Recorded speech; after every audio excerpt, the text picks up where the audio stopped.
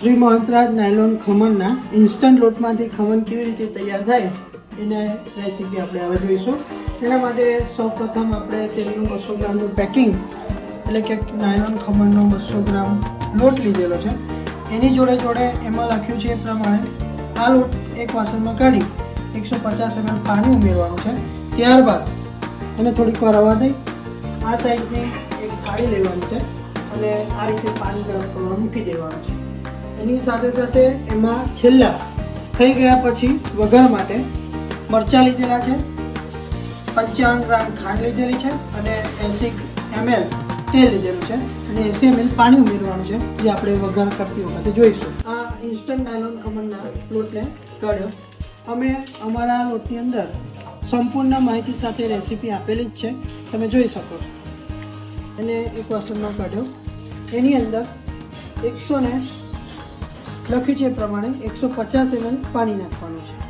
તો આપણે તેમાં 150 ml પાણી નાખીશું અને એક સરખો કરીશું. અત્યારે મેં 100 ml પાણી નાખી દીધેલું છે. હવે જરૂરિયાત મુજબ આગળ આપણે પાણી નાખીશું. પણ કોરો ન રહે એની ખૂબ કાળજી રાખવી, કોઈ ગાંઠા ના પડે એની પણ કાળજી રાખવી. શકો છો આ રીતનું બેટર થયું છે. હજી પાણીની જરૂર છે એટલે આપણે બીજું 25 ml જેટલું પાણી ઉમેરીએ. આ રીતનું બેટર તૈયાર થઈ જાય ત્યાર પછી એ જ પેકેટમાં નીકળતી આ પડીકી નાખવાની છે. ક્યારે નાખવાની છે કે જ્યારે પાણી ઉકળવા લાગે, વરાળ નીકળે, થાળી મૂકવાની શરૂઆત કરવાની હોય તે જ સમયે આપણે આમાં આપેલી પડીકી લઈ એને આ બેટરની અંદર ઉમેરવાની છે. ઉમેર્યા પછી એને એક સરખું કરવાનું છે, જેથી તમે અંદર જોઈ શકશો કે બેટર ફૂલીને વધી જશે. હવે આ ફૂલેલું બેટર આપણે થાળીમાં કાઢી લઈશું. રીતે થાળી સરખી થઈ ગયા પછી આપણે એને હવે ગરમ પાણી કરવા જે મૂક્યું હતું વાસણ એમાં મૂકવાનું છે. આપણે થાળી મૂકી હવે એને 15 થી 17 મિનિટ સુધી બોઇલ કરવા મૂકવાનું છે. એને ઢાંકી દેવાનું છે.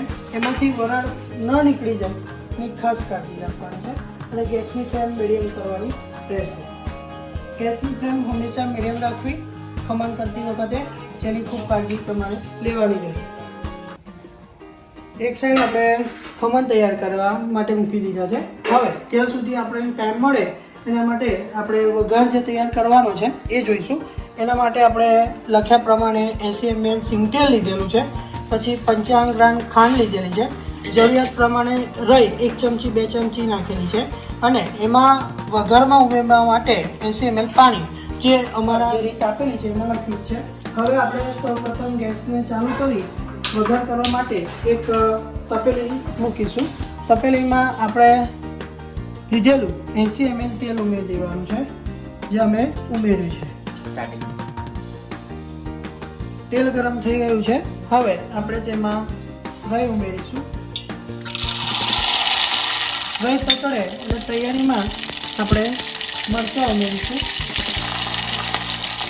મરચાં ઉમેર્યા હવે એને થોડું સાતળવાનું છે. સાતળી ગયા પછી તેમાં ઇન્સ્ટન્ટ પાણી ઉમેરી ગેસની ફ્લેમને બંધ કરવાની રહેશે. હવે તેમાં 55 ગ્રામ જે ખાંડ લીધી છે એ ખાંડ ઉમેરી દેવાની છે. ખાંડ ઉમેરી હવે આ તમામ વઘારને આપણે એક સરખો હલાવવાનો છે અને જે ખાંડ નાખી છે એને ઓગળવા દેવાની છે. આ ખમણના વઘાર તમને તૈયાર થઈ ગયો છે. હવે ખમણ જ્યાં સુધી ન થાય ત્યાં સુધી રાહ જોવાની. થયા પછી એ ઠંડુ પડે પછી તેમાં કટ મારવાના છે. કટ માર્યા પછી એની ઉપર આ વઘાર રહેવાનો રહેશે. મિનિટ સુધી આપણે તેને કૂક થવા દીધું છે. હવે એને આપણે ખોલીને જોઈશું. જોઈ શકીએ છીએ આપણું ખમણ જાળીદાર સરસ થઈને તૈયાર થયું છે. હવે ગેસની ફ્લેમ હજી પણ ચાલુ છે. આપણે ખમણની ડીશ કાઢ્યા પછી આપણે બંધ કરીશું. હવે ગેસની ફ્લેમ બંધ કરી આપણે જે પાણી ગરમ કરવા મૂક્યું હતું લઈ લઈશું. તમે જોઈ શકો છો જાળીદાર અને પોચા ખમણ તૈયાર થયા છે. ખૂબ સરસ રીતે ફૂલ્યું પણ છે બેટર, તમે જોઈ શકો છો. ઠંડુ થઈ ગયું છે, તમે જોઈ શકો છો. હવે એના ઉપર થોડુંક પાણીને સ્પ્રિંક કરીશું, જેથી કરી ઉપરનો ભાગ ડ્રાય થયેલો હોય તે સારી રીતે કાપી શકાય. થોડુંક પાણી સ્પ્રિંક કરી હવે શાક ચપ્પાની મદદથી આપણે તેના ઉપર કટ મારીશું. તમને જોઈએ પ્રમાણેના નાના મોટા પીસ પાડી શકો છો. જોઈ શકો છો કે કેટલી સરસ જાળી પડી છે ખમણની અંદર. અત્યારે 200 ગ્રામ જ લીધેલા હતા, જેથી કરી થોડાક નાના પીસ તૈયાર થાય છે. આ 200 ગ્રામમાંથી એક આટલી થાળી તૈયાર થાય છે. 2 જણ માટે ઇનફ છે આટલી થાળી. તમે જોઈ શકો છો કે કેટલા જાળીદાર ખમણ આપણને તૈયાર થયા છે. હવે એની ઉપર આપણે વઘાર રેડીશું.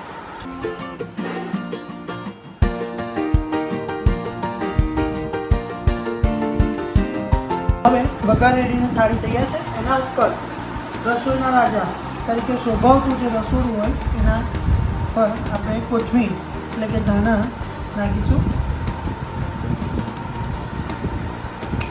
ધાણાને ધોઈ લીધેલા છે, જેથી કરી તેમાંથી કંઈ પણ કાંકરી કે કંઈ હોય તો એ ન આવે, જેથી કરી ખમણ ખાવામાં મજા આવે. આપણે હવે એને થાળીમાંથી કાઢી જોઈએ કે આપણને નાયલોન ખમણ કેવા મળ્યા છે. તમે જોઈ શકો છો સોફ્ટ અને પોચા આપણને નાયલોન ખમણ તૈયાર થયા છે. એકવાર આ લોટનો ઉપયોગ કરો એટલે તમને ખ્યાલ આવશે કે કેટલા સોફ્ટ અને પોચા નાયલોન ખમણ તૈયાર થાય છે. તમે જોઈ શકો છો એમાં પણ જાળીદાર જ થશે.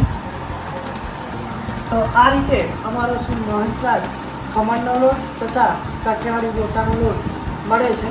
તમે એકવાર પરચેસ કરો, ઉપયોગ કરો અને જાણો અને અનુભવ કરો.